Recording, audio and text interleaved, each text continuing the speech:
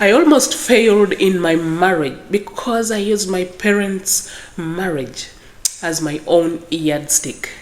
Little did I know, I was setting the bar far beyond my own reach. Growing up, I was an only child, very well groomed, pampered, tended to, and oh yes, my parents were really modern. Why do I say they were modern? Oh, their marriage was so admirable. They loved each other. They took care of each other. My dad looked after his wife, my mother, like his own little sibling. And my mom looked up to him for everything. In case she was making any decision, dad had to consent, and the vice versa. This made them so happy, and so was I. Whenever dad would go out there shopping, he would maybe buy knickers for me, which he always used to do anyway. He would come back with pants for mom as well. Knickers. My dad actually used to buy knickers for my mother. Of course, back then, I wasn't seeing it as something out of the ordinary. It was after growing up in my own matrimonial home. I was taking it for granted because I knew my dad buys my mother knickers. I thought it was the norm and it was going to happen to me too. I don't know how many men out there in this era really do that willfully. I bet there are not so many. My dad would drive my mother to a party venue where he's not even part of. He's not invited to that party, but he would drive my mom to that party and later on pick her up. I'm telling you, their relationship was very, very cozy. Why am I bringing all this in? Just to show you how they set the bar so high beyond my reach. Whenever dad did not like my mother's outfit for the day, he would choose another outfit for her. He would even go an extra mile and iron it, just in case it needed to. My dad took care of my mother like a queen. She was indeed a queen. This made me so eager to grow up and go to my own home and be treated like that queen mom was. In fact, to me, I expected to be treated even better than mom because of course I was much younger and much prettier, or so I thought. My dad used to call my mom this girl. That was her pet name. And she would feel so nice, young, and flattered whenever he would call her so, this girl. And I loved seeing them together. They would play around the house like little kids. I was an only child, so I didn't have playmates. They were my playmates. We would play around like little kids. They fall on the ground, fall on each other, do everything that little kids do. And yet they were in their 50s.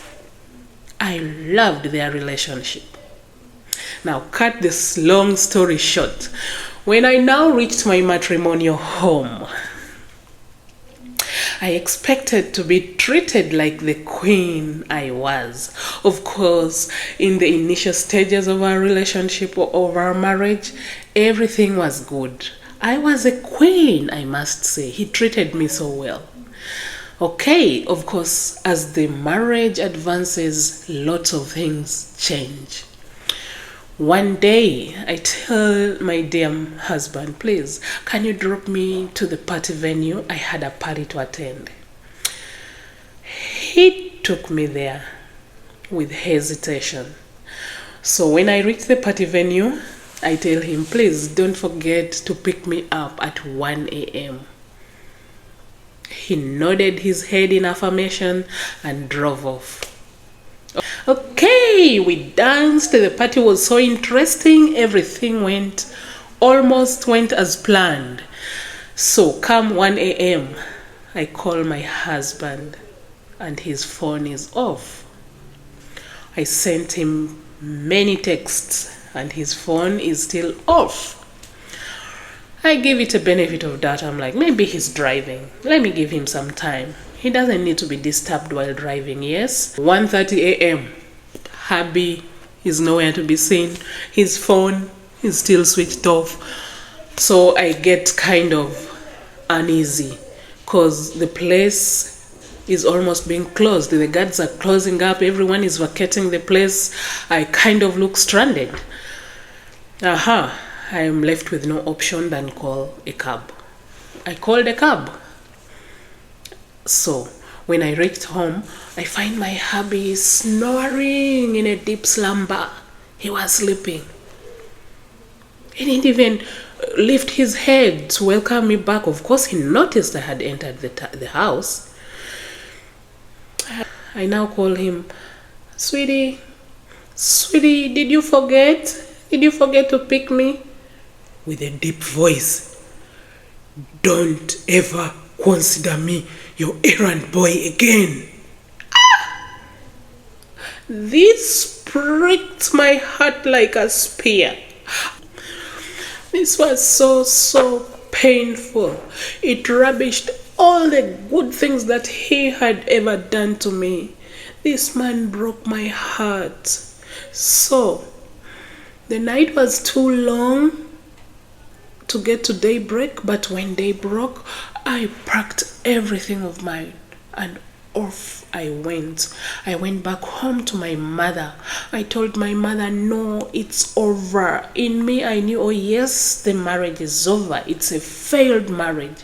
This man is not treating me right. He did this and the other and the other. I can't go back to that man. So my mom says, daughter, sit down and listen. You say it's over? It is not yet over. You are just beginning.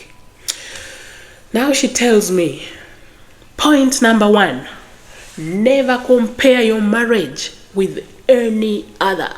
Never compare your spouse with any other spouse or any other couple out there. You say you saw it from my marriage. But my dear daughter, you do not know where we began from. We went through thick and thin to get where we are.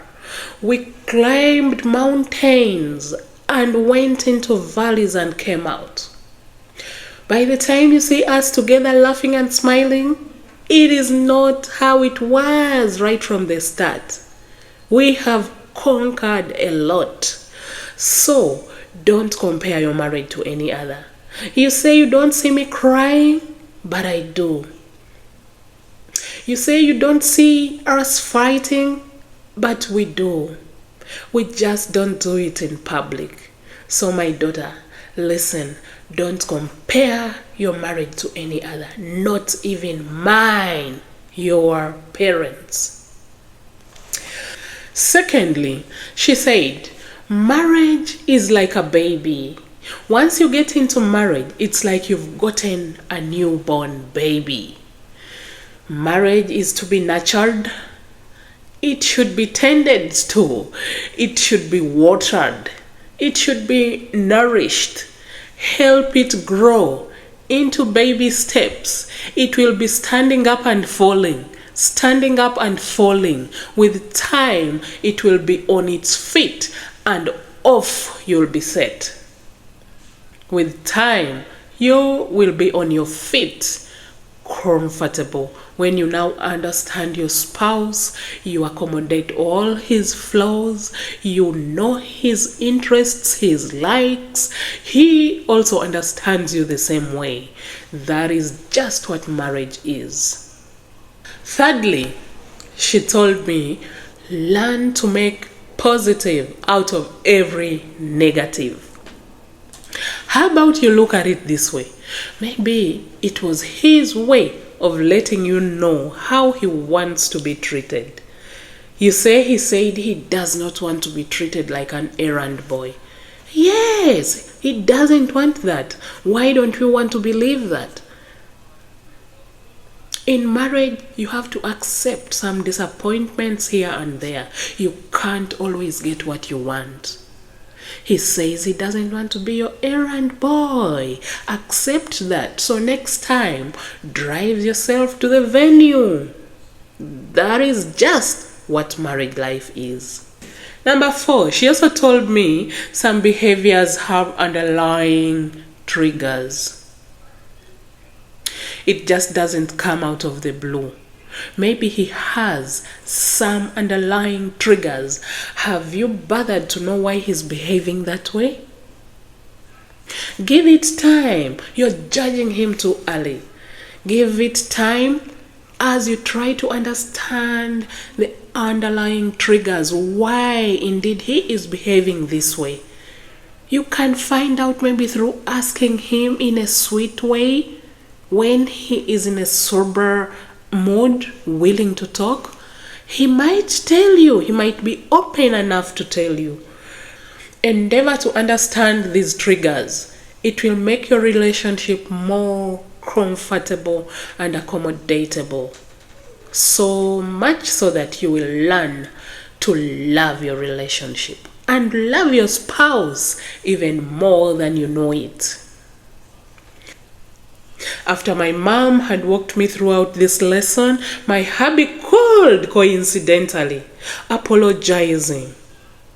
I was very much ready to accept the apology because I now had a broader understanding and more leveled expectations. And off we went to start the next chapter in our young marriage. I thank God for my mother because she gave me the best lesson ever. This is not my own story. This story is for my close friend Tracy. And I'm happy that Tracy is now happily married. If this lesson got you, please give it a like. Please don't forget to subscribe. Let's meet in my next one. Right here is Aunt Isla.